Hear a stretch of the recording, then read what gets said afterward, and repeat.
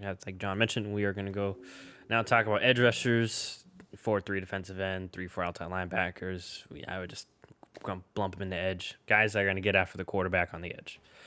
So John went first. I guess I'll go first this time. I'll start with my number 3. And this is really tough because these top 3 guys are really good. But I feel like I put this third guy just a level below the top 2 guys, kind of similar with the corners. He surprised a lot of people, but Jason Owe from Penn State. I mean, first off, talk about workout. I mean, I forgot, didn't he say he ran like a 4.4 or 4.3 40? I don't particularly It believe it's was 4. it, Go it ahead. was unofficial 4.3340. Unofficial. Okay.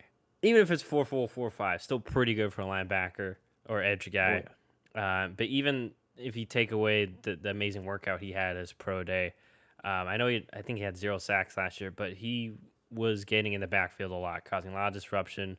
As you would imagine, he has great bursts off the ball. He is very good at converting his speed to power. Now he's not going to be the greatest run defender to start off in the NFL. He's definitely going to be more of a 3-4 outside linebacker, and maybe a 4-3 D end, but maybe like weak side. But regardless, I mean, he could be a guy that I wouldn't be surprised. He reminds me a lot of Kayvon Chason from last year, just a very finesse kind of pass rusher who may not do well at the start of the season, but then kind of pick it up at the end once he adds more moves and works with an NFL staff to add moves to his speed repertoire as opposed to just trying to get around guys. But he could also be very much will be a bust. I wouldn't be surprised. But I really liked him, but just not as enough as these other 2 guys because they had the 2 guys in front of him, which I'll mention later. I feel have more position versatility and just better power. But regardless, still a very good player and definitely a first round talent. So, what about you, John? What is your number 3? I agree. Owe, he's my third selection. Um, I would almost compare him to like when Cordero Patterson came out in the draft. Super raw, crazy athletic freak, so much potential that if it works, you're gonna be, you found just an absolute stud. But also, like you said, could be a bust. But I just think the potential is just it's crazy there. I mean, even looking at like you said, he's not the best run defender, but he did show improvement. And one thing that a lot of people don't understand about him is that he didn't start playing football until 2016. So he's only been playing for 5 years. So he's definitely very raw. But I think that with the athletic ability that he has, the improvement that he has shown, because once again, wasn't a great run defender, but the year before he was horrible, absolutely terrible. So the fact that he did show improvement, I think you get him with the right coaching staff and you could continue to see more because, like you said, he does a really good job of translating his speed into power once he makes contact at the line. And so I think with the right coaching, they can help convert that into a solid run defender.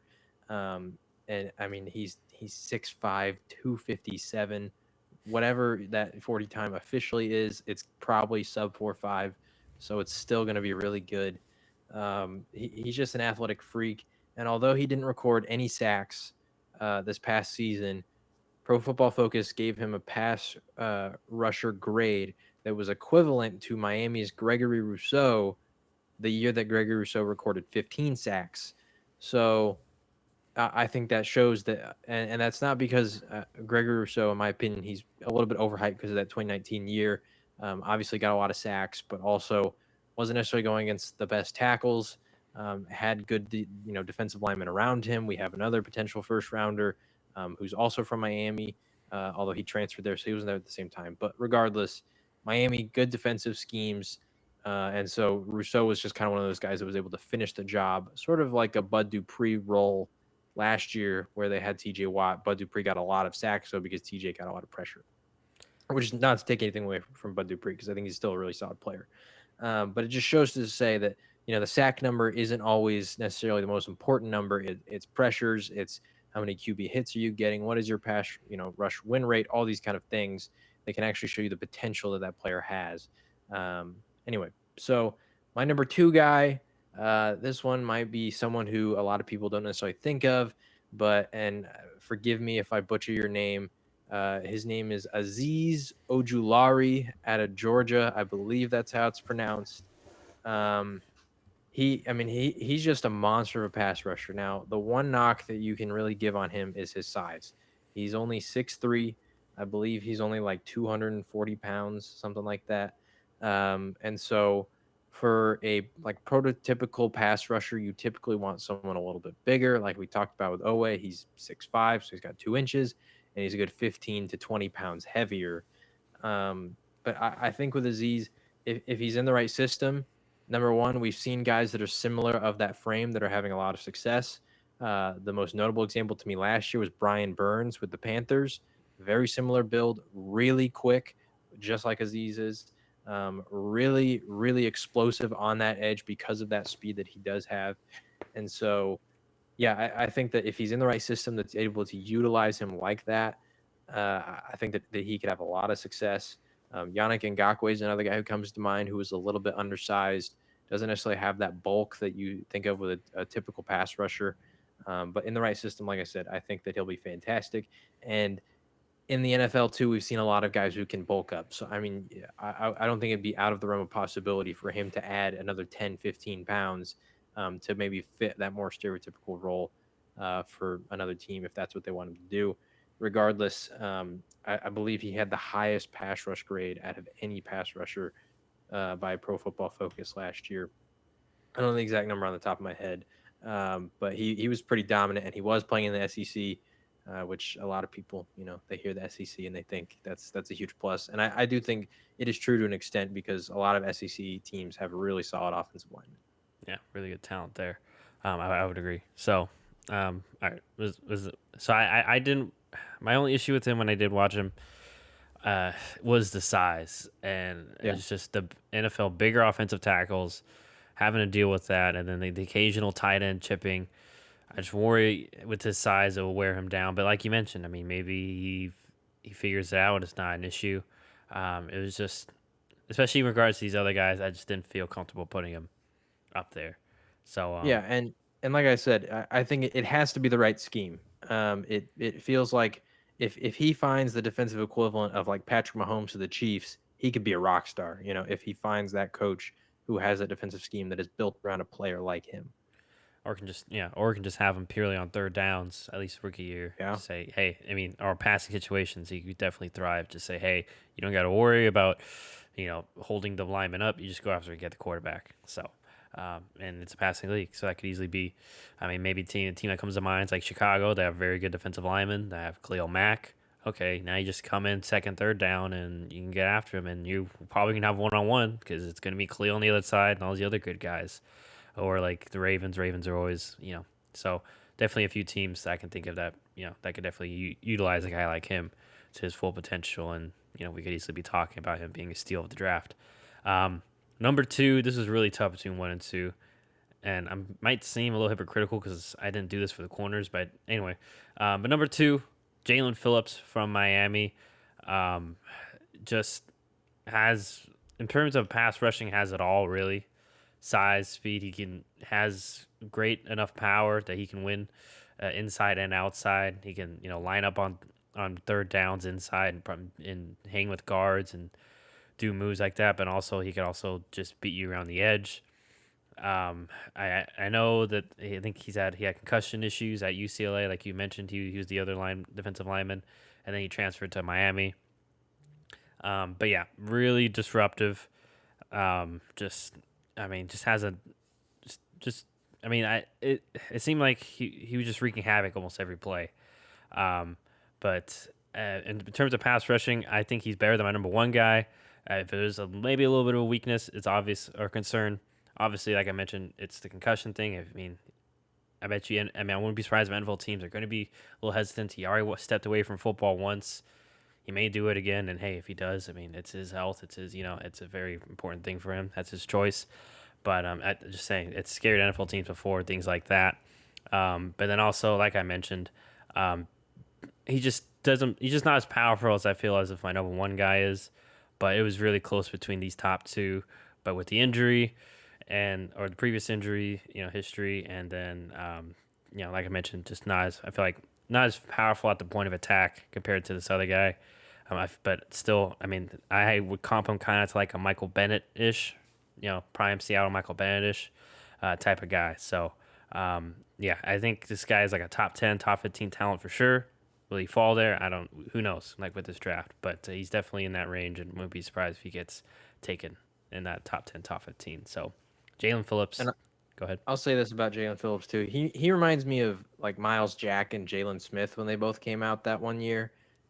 Both guys who a lot of people were saying if they didn't have the injuries, they're probably a top 5 pick. But because of the injuries, they fall to wherever they fall. Well, but then, Phillips, yeah, incredibly talented, but he had to medically retire because of concussions. Uh, at it was UCLA, yeah, yeah, at early um, age. So, which led to the transfer. So I think if you can guarantee that he doesn't get hurt and that the concussions aren't an issue, man, you have got a talented player. yeah, for sure, for sure. Like last year, he probably would have definitely been second in the class behind Chase Young, Hmm. obviously. But it would have Yeah. been he definitely would have been above the other guys in my eyes. So, alrighty, I'll go with my one. Sorry, we're doing snake draft. I forget about that. All right, my number one, and not because I'm a Michigan guy, because if anyone, I'm pretty critical of the Michigan football team. It's going to be Kwity Paye from Michigan. Just just high end agility, but it plays a lot of power. I mean, I think he'll be able to handle double teams just from the start with tight ends off the edge. He can play inside if you really need him to play like a 3-4 kind of D end, or kick inside on third down passing situations. Basically, kind of play a D tackle, kind of like I mentioned that Jalen Phillips could. But I just feel like he plays with a little bit better power and just no regard for his own health. Like he's not afraid to make a mosh pit of the middle or the edge, wherever he lines up, he's going to do so. I love his motor, and he has amazing get off. Like I said, the twitchiness.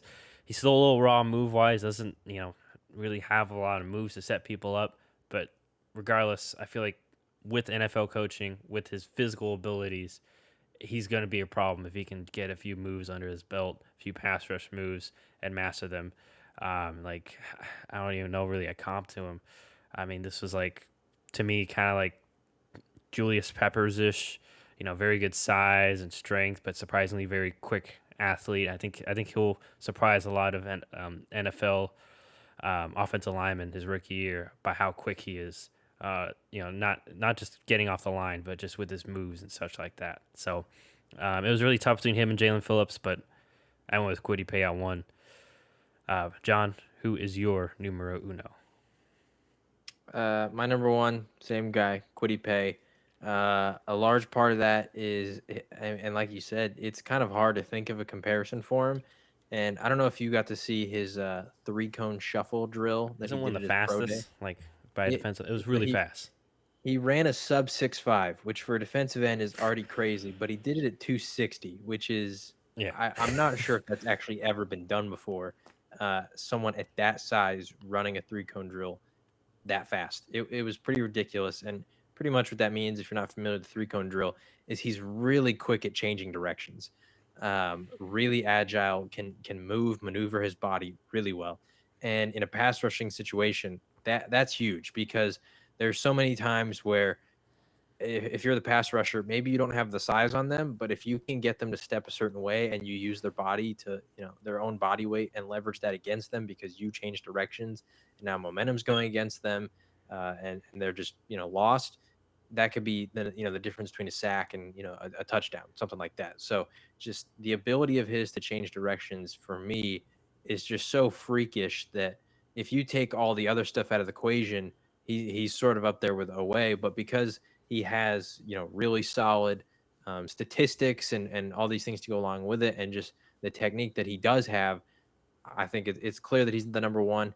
Um, like I mentioned earlier, this isn't one of those draft classes where we have a Jadaveon Clowney, a Myles Garrett, somebody like that coming out, a Chase Young, who is so clear and away, just going to be an absolute force as a defensive end. But I think Kwity Paye, he's definitely the best of this class. Even in the 4 games that Michigan got to play this year amongst COVID, which it's not a whole lot. Um, he had 22 pressures and 11 run stops in those 4 games, which I mean that just shows the guy he produced. Like he put up numbers in the few amount of games that he was able to play. So um yeah, like I said, it's not a Clowney, it's not a Myles Garrett, it's not a Chase Young. But I still think that he's a really solid talent. The interesting spot is going to be where does the first defensive end go? Because most mock drafts don't have a single one in the top 10, but those mid teens is where you start to see potentially a run on defensive ends going. Yeah. I will say that in regards to what you mentioned about his agility, like in the three, I think also for people that don't know, it's going to help in the run game because maybe, Yep. especially in NFL, oh, he's thinking it's going to be a run, and then oh, it's not a run, so let me move and get back in my pass rushing lane, so that Patrick Mahomes or whoever doesn't can be contained in the pocket or this or that, or even if it is a run, they can still you see in the NFL where some of these, especially the Clownies and Myles Garrett, even like Aaron Donald, for example, they just still just beat the lineman to their spot, and they're so gifted, especially in their lower body, that they can have a guy on their back and still get by this other guy, the pulling the tight end or the fullback that's coming out of the backfield, just pass by him and still get at least a hit or slow down the running back or make the running back stop, and then although they didn't get the sack or attack on that play, running back had to stop, and then he had to sit there and change direction, and then the rest of the team got on him, and that's not going to be a stat for that person, but for a guy like Kwity Paye, he's gonna do that in the NFL level. I feel because he definitely did in college, like you mentioned with those Hmm. run stops. So yeah, I would say I just feel like I feel once again I've definitely a top 10 talent, but I think like we've been alluding to, there's just so many premium guys at the top positions. He could go top 10. I wouldn't be surprised. I feel like there's always a defensive lineman that goes top 10 at some point. Top five, however, I wouldn't be comfortable doing that. But maybe, like I said, maybe a Carolina wants to add, now that they've got Sam Darnold, wants to add a Kwity Paye on the other end of a Brian Burns. Like we mentioned, a little bit on the finesse side. Now they have a power end. So they're more versatile. Maybe Atlanta, because we know that defense needs some help. Or maybe a team, maybe a team trades up into the top 10 and gets a guy like that. I'm trying to think of any other team right now, but can't think off the top of my head. So, or maybe even Detroit too, because Detroit, they're kind of in shambles. So, and he's went to Michigan, so they would already have a guy, a home kind of. I'm not sure if he's from Michigan, but regardless, have a guy that's kind of already that people already know. So, yeah, I'd be interested to see where that goes. Yeah, and in regards to that, I mean, we will be doing probably our own little mock draft thing, like actual draft here, and maybe our own mock drafts at a later date. I know draft day is coming soon. Was there anything else you wanted to add edge rusher wise? I think that's gonna be it. Just on the note that you said of potential guy going in the top 10, it really just depends on those skill positions, man. Because as we've seen with some of these trades, even now the rumors of Atlanta potentially trading back, it seems like if they do, it's a team that's coming up for a quarterback, which would mean the first 4 picks are quarterbacks. You could see a fifth pick in that top 10 being a quarterback. Obviously, everyone's high on Kyle Pitts and Jamar Chase, and there could be multiple receivers in the top 10.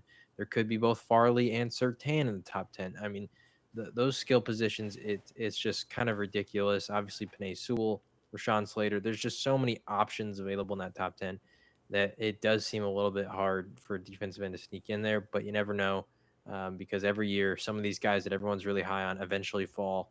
Um, like we saw with Laramie Tunsil, or even just for other random reasons that nobody really I understands. mean, Tristan Where, Wirfs fell to the Bucks at 14. They yep, traded up and grabbed him. yep. So Or I mean, CeeDee Lamb for my Cowboys, nobody thought he was going to be there at 17, and there he was. So it's the draft. No one really ever knows how teams truly feel about some of these guys, because there's probably even some guys that maybe even go in that top 10 that we haven't even named. yeah, I mean, what was it, a few years ago? Clone Farrell, was a little bit of a surprise pick. So I mean, Remember when Eric Fisher went number 1 overall? It was all about Luke Jokel until all of a sudden the draft happened and Eric Fisher goes number 1. that was one of the first few ones I was wrong on. I thought once again I didn't watch it as much football and like didn't know as much. I just like in my head as a teenager, Luke Jokel played for A&M SEC. I'm assuming he would be better than Eric Fisher. Obviously, it seems like I was wrong on that one, as Eric Fisher is still in the NFL, and I don't think Luke Jokel's played in a couple of years, or at least started.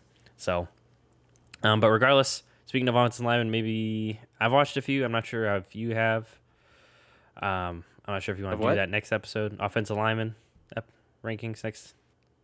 Uh, If to anything, be honest, you can just outside of like the top, maybe like two, three three. tackles, Who I are mean the the top top. three you've heard of? Just or you're talking about? Because I'm assuming you've seen Sewell, Slater, and is it Darisaw out of I've Virginia seen Tech? Sewell, I've seen Slater, I've seen Darisaw, and I've Okay. also heard people talk about Sam Cosmi. It seems like he started to drop a little bit. He's from Texas, Yeah, so I've heard I've of him. heard about him just from the simple fact that I live in Austin. Yeah, people know. But it I've seems heard like of him too. yeah, He's he's starting to drop off some people's boards. um, yeah, I haven't Out of that watched. first round. I watched a little bit of him, but it's tough. But okay. So if anything, maybe I'll just have a little like top three, top four. But well, let's see. I have to see. I think drafts at the end of the month, so we'll have to plan this out. Oh, Maybe. I've also heard of Hubert Davis, I believe, the Ohio State guard. Oh, and I haven't watched him, but I've heard of him is potentially the best guard in the draft. So, well, and yeah, we can do an offensive line one if you want. I can we can do some research into it, look into it. all right. So maybe I that. did see one thing that was kind of interesting today about the just the measurables of all these top tackles, and Panay Sewell and Rashawn Slater actually have pretty short arms compared to most top tackles. All right. So we'll see how that impacts our rankings. Yeah. So maybe we'll do that next time. But regardless, that was our top three edge guys. As per usual, this is going to probably wrap up this episode. Relatively shorter one, but obviously now that we'll be getting more in a draft season, more things will occur and things like that. And we'll be doing our own little mock drafts and such. So anyway, if you enjoyed, as per usual, give us a rating. You can find us on all our socials: Instagram at Shut Up and Ball Pod. Facebook is just Shut Up and Ball, the Facebook page, and then our Twitter is just at Shut Up and Ball. John, we've been posting it, and if you're watching on YouTube, just rate, comment, subscribe, all that fun stuff. It is free. So other than that, I hope everyone enjoys their week. We will be back later this week with some NBA. I imagine the NBA might be short as well. We'll see. Maybe we'll find some topics and things like that. So any ideas for that too, feel free to hit us up if you want to hear anything, any questions, concerns. But otherwise, hopefully everyone has a nice weekend or has a nice week. Anything else you'd like to say, John? That's gonna be it for me. Second Bears, reigning national champs. Got to bring that back up. Yeah, I figured that's why I gave it back to you. Alrighty.